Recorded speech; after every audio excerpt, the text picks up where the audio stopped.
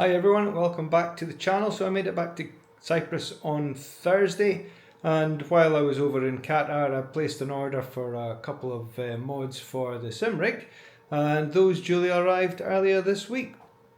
So today I'm going to get into the installation of the second of the mods, but first let's take a quick look at the rig. So here she is, sporting its new Sabelt SRS seat. But yeah, as you can see, we've got the Qubic motion system on here. And while I was looking for the system, I decided to place the order for the belt tensioners, which are sat in the box over here. But the other mod that I got was the stalks for the Moza steering wheel. So I installed them yesterday, fairly straightforward. Basically just a bracket that sits on top of the Moza R12, screws it onto place, screws into the back of the stalks, and then there's an extension piece that brings your steering wheel forward just a little bit. And yeah, USB connection down the back and job's done. So I didn't see the point in installing that, as I'm sure, or videoing that, as I'm sure there's a million videos on YouTube already. And likewise, today we're going to get into this, but I'm not going to go into all the detail. There's been a huge amount of videos on YouTube appearing recently relating to the belt tensioners. So I'm just going to get it fitted and see what we're going to get into. And I bought these eye bolts this morning, M8 eye bolts, to go on for holding the seat belts. And here is the seat belts in the box here. So I'm going to get this done and see how we get on. So I'll be back just shortly. Alright, so here's everything that came in the box. Got power supply, power cable, mounting brackets, seat sliders, motion lock cable for connecting into the existing motion system and making use of the emergency stop. The belt bracket mounting clamps, whole bunch of hardware, screws, washers, bolts, you name it. USB type A to type B cable and the instruction manual, and then here is the unit, and you can see on the top there we've got the belt slide, the belts, on the back the mounting holes, and underneath at the bottom we've got the motion link upload and downlink ports, the USB port and the power supply port. And this thing weighs quite a bit. I don't know how heavy it is, but it's maybe 20 kilos or something like that, I think. Anyway, what I'm going to do is I'm going to get it mounted on the back of the chair, hopefully try and get it so it's level with the top of the frame. We'll see how I get on doing this myself, but I'll be back soon. Alright, so got it mounted on the back of the rig in the middle. So I found that the T-nuts that were provided with the unit popped into the profile no problem. They're the spring-loaded bearing type, so they just popped in, no bother at all. Then I popped on the brackets, tightened up the bolts so they were just taking a bite, and I could still slide the brackets along the rails should I need to. And then I put the screwed threaded bar into the back of the BT1s and offered them up to the brackets, moving everything in, and then put a couple of the nuts on just to hold it in place. And I found that using my knee just as a lever just helped keep everything steady while I was working away, and then just nudging it over until I got it in the center of the rig and tightened everything up. So far so good. Next step is the seat belts. Alright, so belts are on. I dare say there's going to be a lot of adjustments still needed, but I have sat in the seat, tightened them up, and they feel relatively good. I've positioned the buckles, so I've still got a bit of adjustment at this side. I fitted the extra foam padding on the shoulders, and I dare say I'll probably have to adjust these slightly just to take up whatever slack is still there once I get the system up and working and make sure it is comfy. I did put the seat sliders at the top here, but I'm not sure if I need them or not. It does seem like it's not as slidey as the sliders, so I'll leave them in this now. I'm not sure which way around they're meant to go. I can always turn them around anyway. And then down here for the harness onto the profile, just the eye bolt onto a T-nut, and I just popped the plastic cover off at the end and just slid it in. And then I've also got a penny washer and a nut there just to tighten everything down. I did try it with the orientation the other way around, but then with the positioning of the clamp, sorry, the hook for the belt, it didn't sit properly, so that's why it's sitting at that angle. And the same at the other side. This means as well that, you know, once I've got the seat belt in through the chair, through this hole here, if I feel like I need to move any movement back and forth, I can just loosen that nut and it'll slide back and forth just a little bit, however much I need it. So next step is to get the electronics in. Alright, so I'm in the chair, I'm all strapped in, and I've opened up the Qubic Manager software, and as you can see on the screen in the Action Center, there is a QSBT1, a new firmware available, so we'll install that. And it's doing its thing, and it's done. Alright, so next up, I guess it's time to try a game. So let's fire up Le Mans Ultimate. Alright, so here we are in LMU. I'm in the pit, and I've got the motion system, or the E-stop, pushed in, which kills the motion lock on both the motion system and the seat belts. So what I'm going to do is going to head out the pit, and as we're going down the pit lane, I'm going to release the E-stop and allow the system to activate. I have loaded the profile that, I think it was the profile that Paul G from Paul G Sim Racing and Golf recommended, LMU Grisha profile, if I remember rightly. So I've got that loaded, and we'll set out. I think I've got the belt set up nicely. I'm only using the 4-point harness, although they recommend a 5, but I didn't want something else, you know, pulling on the family jewels. It's hot enough in here as it is, and I've managed to get it so that when I pull the belts up myself, there's no real movement on the buckle, pretty stationary.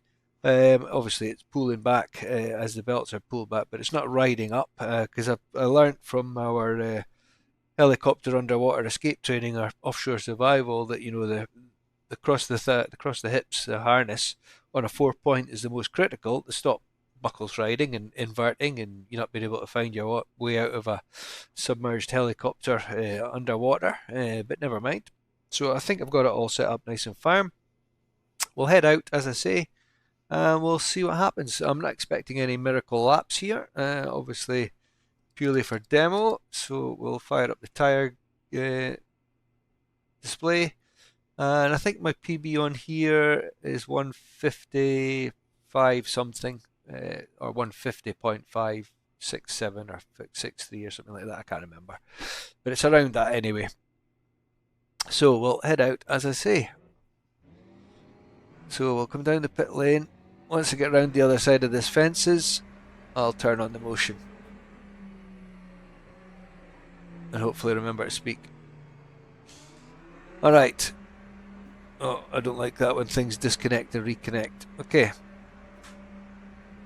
Motion's on. The rig's just ridden up. Let's change gear.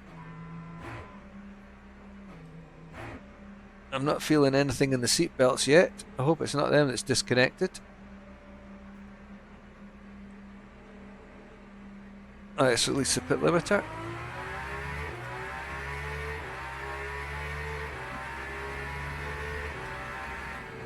Nope, the belts are definitely alive. I can feel them pulling me. So we've still got cold tyres, so better remember that before it ends up in a brick. So coming around that right-hander, the left belt went tight. Both belts are tight. The left's eased off, the right's holding me as I've come around that corner. Tyres are still cold.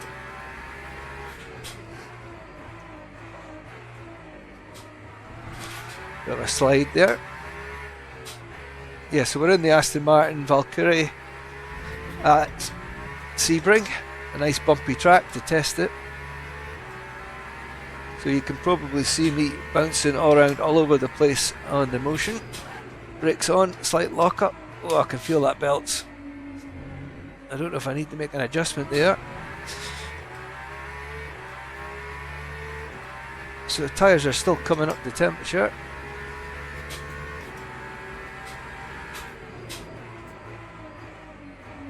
As I eased off the brakes there, I can feel the whoop. I can feel the belts relaxing. Go around the corners, both independently, shoulders working, both together. This is a shoddy lap. Need to be a bit more aggressive with the tyres, I think. Yeah, left's on, right's on, left's on, and then as I come to the end of this long straight, so that's both belts released, and then they should pull me in as I come to the braking zone of this.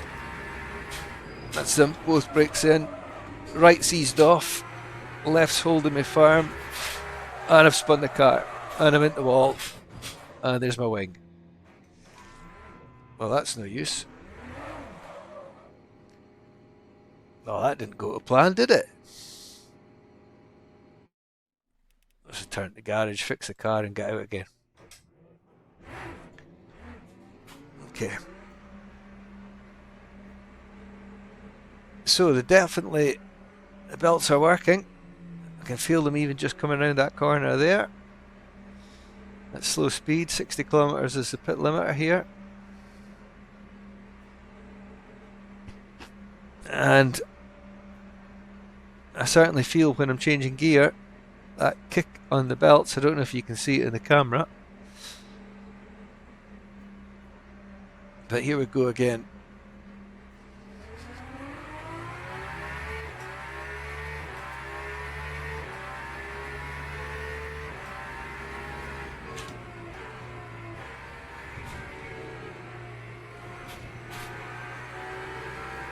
Oh, I'm in the wall again. Only a bit of spoiler damage at the rear.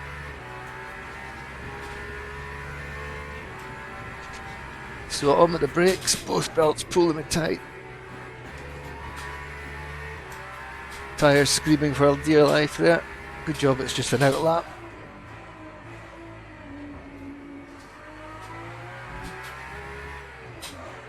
Yeah, feel them. The right one's gone tight, and they're both easing off. Left one's coming in.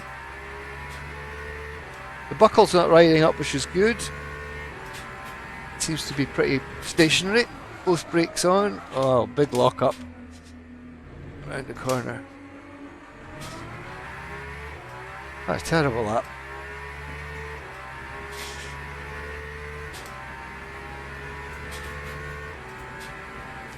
And both brakes.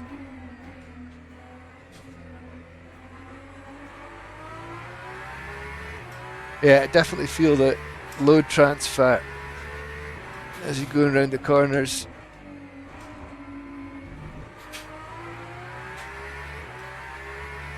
So I think I've got a few more tweaks to do, but generally I can't complain. Oh, I should have stayed in third there. I've spun it again, I held it.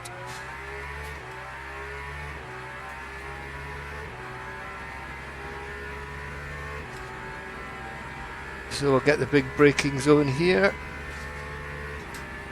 Not stick it into the wall this time.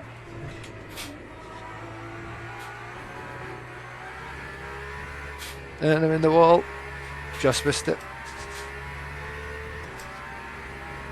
So it's at 3.6, so it's about 3 seconds off my PB.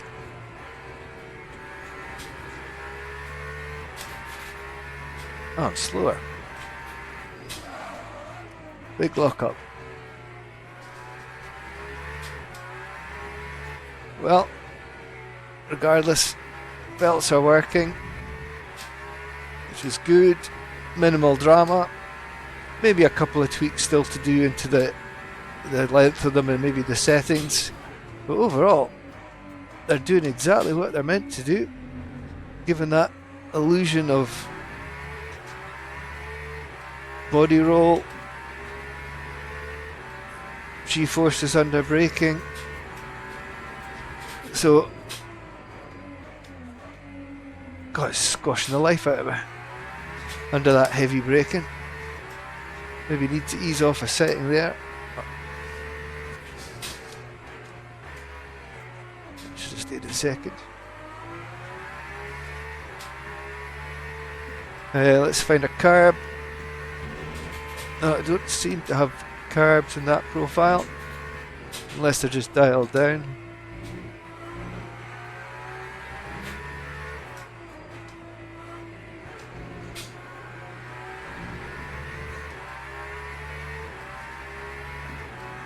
I'll finish this lap and we'll call it quits. Take a while to get back into my groove. Nice bumpy bit there.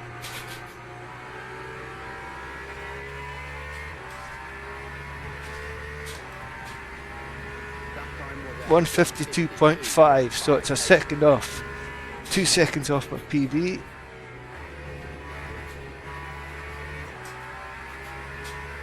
Another quarter of a second gained on that corner.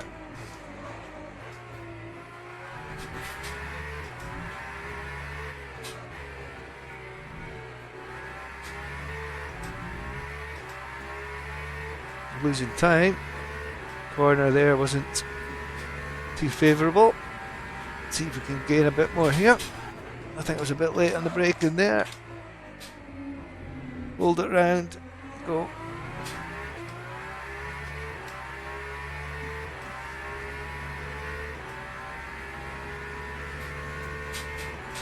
Can't remember my braking points.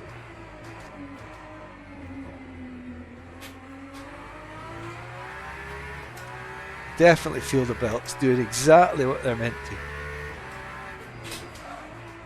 to. Oh, another lock up.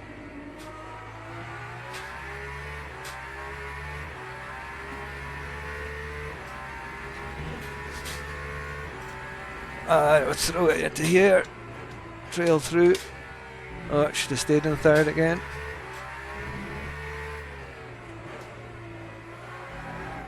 Oh, I've spun it, held it. It's another second if I can make it around this corner. Oh, I'm losing it after a spin there. Almost spinning, I should say.